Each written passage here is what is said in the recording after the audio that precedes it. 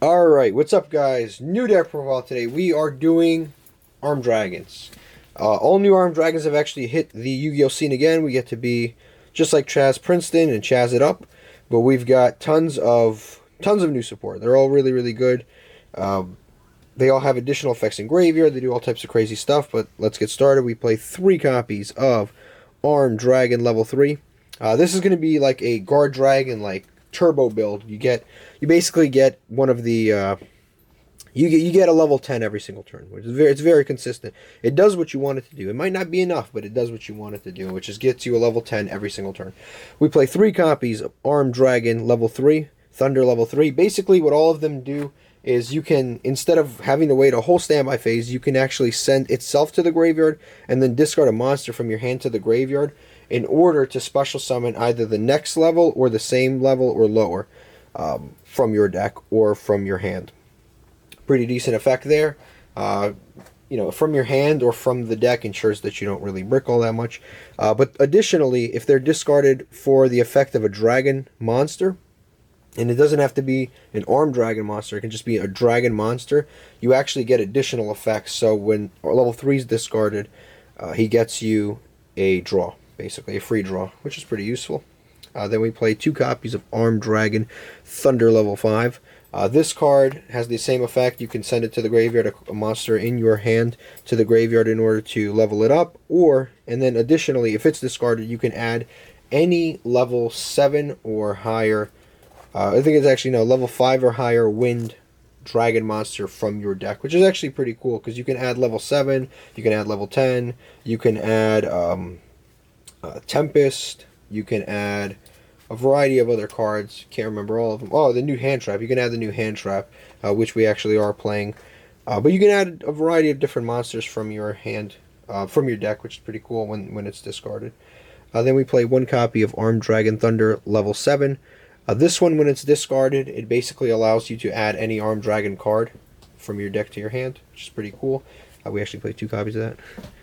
Yeah, but when this is discarded, you get to add an Armed Dragon card, so it can add the spells and traps if you are playing them, which is pretty good there. And then we play 1 copy of Armed Dragon level 10. This is like a boss monster. He's a little bit underwhelming, and it's very difficult to get him to 10,000 attack to make him like the full thing that he is. But he usually can't be destroyed by battle, and he usually has the quick effect where you can discard a card from your hand in order to pop an opponent's monster. So it usually has those 2 effects. And then it always has the effect where it counts as Armed Dragon level 10 on the field, which that effect is entirely irrelevant. But it has those 3 effects basically on summon. And then also we play 1 copy of Armed Dragon level 10 white. And this card basically allows us just to pop things whenever. It lets you add a copy of. Let me read the. It lets you add a copy of White Veil, which is an equip spell that we don't even play. But this also has this basically lets you close off games because you can attack and then you can pop a card, so it's pretty cool. Plus it's 3,000, so you attack, pop, and then go through with 3,000. It's not searchable. It's just a one-off. You summon it just by banishing Armed Dragons from your graveyard equal to level 10. Easy to do. 2 level 5s. Or a level 7 and a level 3. Usually you're going to get it pretty often. And they're doing nothing in your graveyard regardless. Next, we play 3 copies of the all-new hand trap, Miradora. This card is like an effect veiler on crack. Basically, if your opponent summons a monster from their extra deck that is 2,000 or more attack, you can summon this and then negate a monster on their side of the field, which is actually that monster. So it's pretty good for that reason. You can negate most of the larger extra deck monsters, which is pretty good. You negate a Saryuja, they're in trouble. Next, we play 1 copy of Tempest. We all know what this does, but this is actually additionally good in this deck because you're playing both winds and dragons, so you have a bunch of targets. And then if this card's banished, which this effect usually doesn't go off in regular guard dragons, if this card's banished, you can add a wind dragon monster from your deck to your hand, which is the entire archetype. And actually, not only is it the entire archetype, you can actually add the Miradora. Pretty useful. Then we play 1 copy of Lightning, the ruler of drafts. This lets you discard itself and a dragon or a wind to special summon the Tempest from the deck so we can turbo him out.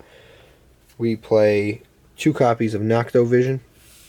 He's for guard dragon plays.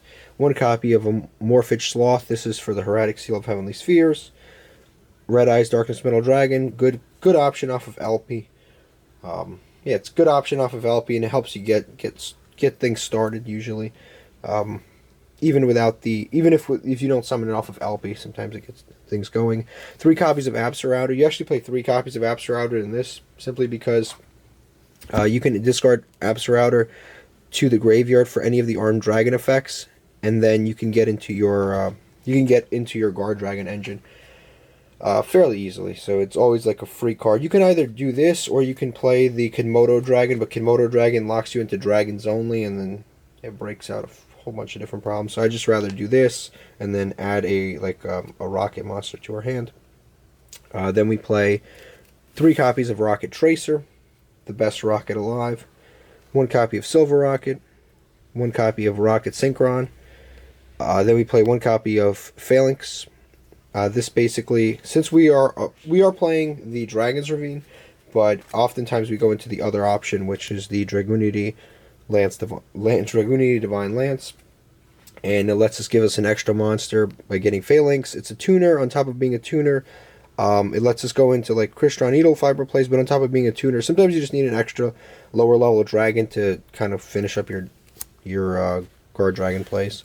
So we play that, and now for the spells. We play 3 copies of Armed Dragon Flash. This is really good. This is a lot like Quick Launch, where you can summon. It's a quick effect that lets you summon a level 3 from your deck.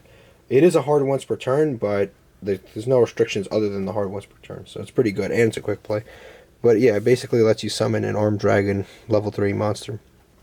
You can summon the old one too, but there's no reason why you would want to do that.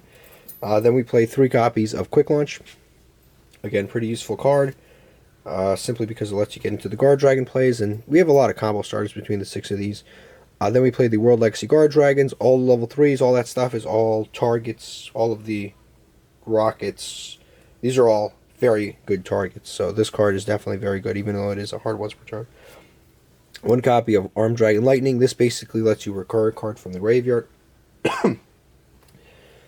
1 copy of Dragon's Ravine. Usually you want to get... usually you just get the Tempest into the graveyard. Like, this whole deck is revolved around turboing out Tempest in some way. You get the Tempest one way or the other. You get the Guard Dragons, you get the Tempest. And 1 copy of Boot Sector Launch, you draw it for free.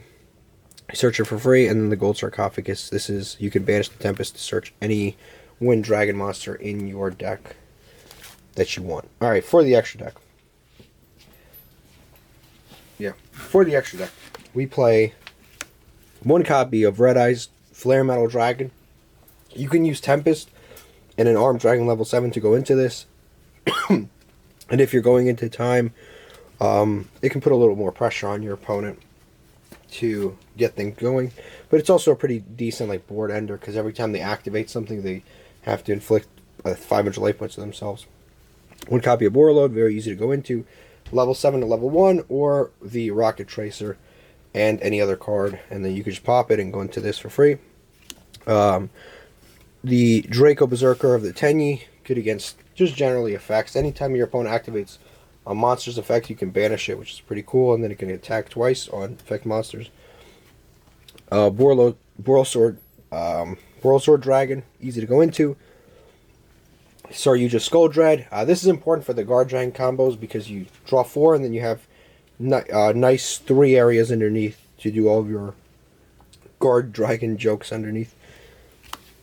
1 copy of Mech Knight Crusadia Avermax. You can go into this off of IP, and then it's very difficult to get rid of. So that's good. 1 copy of Unicorn. Phoenix. Needle Fiber. Romulus searches multiple cards in our deck. Searches the Ravine, searches the Phalanx and all that stuff. It's pretty good there. 1 copy of IP. Hieratic Seal of Heavenly Spheres. This is important because you go into the Sloth and all types of stuff like that. So this is definitely something you play. And it's also an additional, it's an additional bounce, an additional interruption. play 1 copy of Pisty, 1 copy of Elpy, and then 1 copy of Striker Dragon. And that is basically it. If you want to see the Ojama version, or I possibly would have already, I don't know if I've already uploaded the Ojama version, but if you want to see the Ojama version of the Armed Dragons, just let me know in the comment section, and thank you for watching.